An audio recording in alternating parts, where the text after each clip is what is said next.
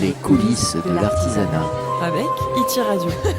On a aussi des huîtres et ça peut être très intéressant, notamment dans les repas de Noël, dans les repas de réveillon, mais pas que, hein, y en a qui ont l'habitude de prendre des huîtres au marché tous les dimanches. Alors sachez que ces huîtres, elles viennent de pas si loin que ça. On a de la chance en Gironde, elles viennent souvent du bassin d'Arcachon, mais il y a tout un travail derrière.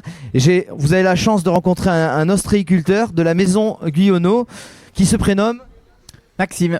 Maxime, bonjour et enchanté Maxime. Alors ces huîtres viennent du bassin d'Arcachon, du Cap Ferré, d'où elles viennent ces huîtres? Alors elles viennent en plein milieu du bassin d'Arcachon. En fait, elles viennent du Grand Banc. Le Grand Banc, c'est le banc de sable qui est à l'intersection entre le Cap Ferré, l'île aux Oiseaux et Arcachon. Voilà. Au sein du bassin, c'est le premier banc de sable qui est frappé par la marée remontante. Donc ça nous permet d'avoir un endroit propice au développement des huîtres et au fait qu'elles soient bien charnues. Parce qu'il y a la marée montante, la marée descendante, donc ça brasse pas mal de phytoplancton et ça peut permettre aux huîtres de bien se nourrir. Ça bouge en ce moment sur le Cap Ferré, les bassins avec les tempêtes qu'il y a eu. J'imagine que le paysage, les bancs changent de jour en jour. Pour s'y repérer géographiquement, vous en sortez ?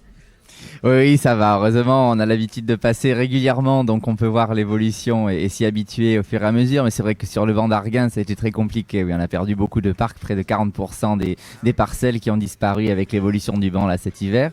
Donc on va espérer retrouver des endroits propices à l'ostréiculture au printemps et essayer de pouvoir reloger un maximum de collègues. Mais ça risque d'être un petit peu compliqué pour les huîtres d'Arguin.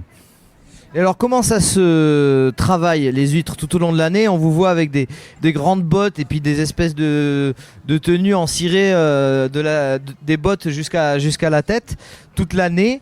Quel est votre travail? Qu'est-ce que vous faites en fait? Alors nous, en tant qu'ostréiculteurs, en fait, on accompagne la nature, on accompagne l'huître de sa naissance jusqu'à ce qu'elle soit à taille commercialisable.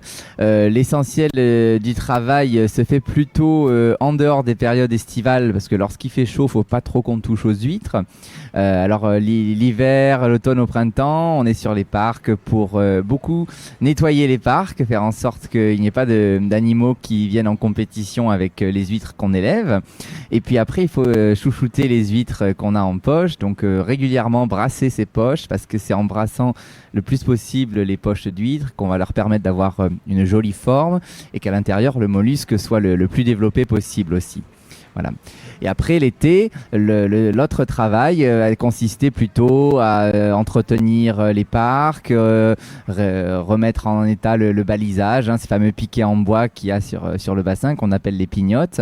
Voilà, ça sert à délimiter les parcs pour assurer une navigation en toute sécurité. Et c'est aussi la période où les huîtres se reproduisent l'été. Donc on installe les fameuses tuiles blanches, les tuiles Cholet, pour capter les bébés, puisque les bébés huîtres vont venir se coller sur tous les supports qu'elles trouvent dans la mer. Donc nous, on espère qu'elles vont venir se coller sur nos tuiles. Oui, c'est ça, c'est pas vous qui collez vous-même les tuiles, c'est les huîtres qui viennent se coller naturellement dans un espace où elles s'y sentent bien. On a différents numéros dans les huîtres, on a de 1 à 6, 7 peut-être, je ne sais pas. Ça correspond à la taille des huîtres? Alors oui, ça correspond à la taille des huîtres. Alors en fait, il y a deux classifications différentes. Pour les huîtres creuses, ça va du calibre 5 pour les plus petites au calibre 0 pour les plus grosses. Alors le 0, c'est des huîtres qui font au moins 150 grammes pièce, donc ça fait de belles huîtres. Plus c'est petit, plus c'est gros en fait. Exactement, voilà. Plus le chiffre du calibre est petit, plus l'huître est grosse. Et après, il y a aussi une petite spécificité pour les huîtres plates, alors qu'on n'élève pas à Arcachon puisqu'elles ont disparu à cause de la surpêche et des maladies. Mais il en reste un petit peu en Bretagne. Les huîtres plates, vous avez des calibres qui vont de 6 jusqu'à triple 0. Ah oui, donc grande variété. Ça influence sur le goût ou pas du tout? Alors, pas tant que ça, parce que ce qui va influencer le goût, c'est plutôt le lieu d'affinage des huîtres, c'est-à-dire le parc où elles ont vécu leur dernière semaine. C'est là qu'elles vont pouvoir prendre un goût un peu plus iodé, par exemple, si on parle du banc d'Arguin, sur le bassin d'Arcachon. Elles vont être un petit peu plus douces si on regarde le Grand Banc ou le Cap Ferré, par exemple. Après, la taille, ça va plutôt être selon les goûts, si on préfère un petit mollusque ou quelque chose de plus conséquent.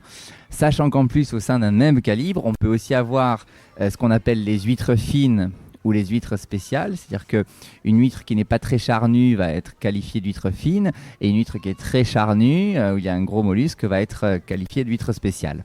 Oui, indépendamment de la taille. Et vous avez parlé de différents goûts au niveau selon la zone géographique. C'est un peu comme des cépages en vin en fait. Il y a des huîtres plus ou moins iodées, plus ou moins salées, en fonction du lieu. Vos préférés, ce sont lesquels ? Alors moi j'aime beaucoup les huîtres du Grand Banc sur le bassin d'Arcachon, parce que c'est vraiment, on va dire, la saveur typique du bassin d'Arcachon. Vous avez une huître qui est plutôt charnue, qui est assez douce. Donc ça, c'est vraiment l'huître signature d'Arcachon. Après, pour les amateurs d'huîtres un petit peu plus iodées, un petit peu plus océaniques, les huîtres du banc d'Arguin sont très sympas, évidemment. Mais c'est autre chose. C'est des goûts qu'on va pouvoir aussi retrouver avec des huîtres bretonnes ou normandes qui sont un petit peu plus élevées en pleine mer. Donc voilà, après ça dépend des goûts, mais c'est vrai que le Grand Banc, c'est sympa. Ok, super, on vous trouve où ? Alors moi j'ai ma cabane de production à Gujan-Mestras, donc en dehors des horaires des marées, bien sûr vous pouvez venir et visiter aussi la cabane avec grand plaisir. Puis après sur les marchés, je suis l'été sur le marché nocturne de Villenave-d'Ornon, et après sur la métropole tous les samedis matins à Bordeaux-Ginko. D'accord, les samedis matins à Bordeaux-Linco et sur les marchés d'été de Villenave-d'Ornon, la maison Guyonneau, cabane 27 au port de Gujan-Mestras à Méran. Et en plus on peut discuter avec des ostréiculteurs et on vous soutient beaucoup parce qu'on sait que c'est un métier pas facile qui dépend de beaucoup de conditions météorologiques, des marées, etc. Donc soutien à nos ostréiculteurs. Merci beaucoup.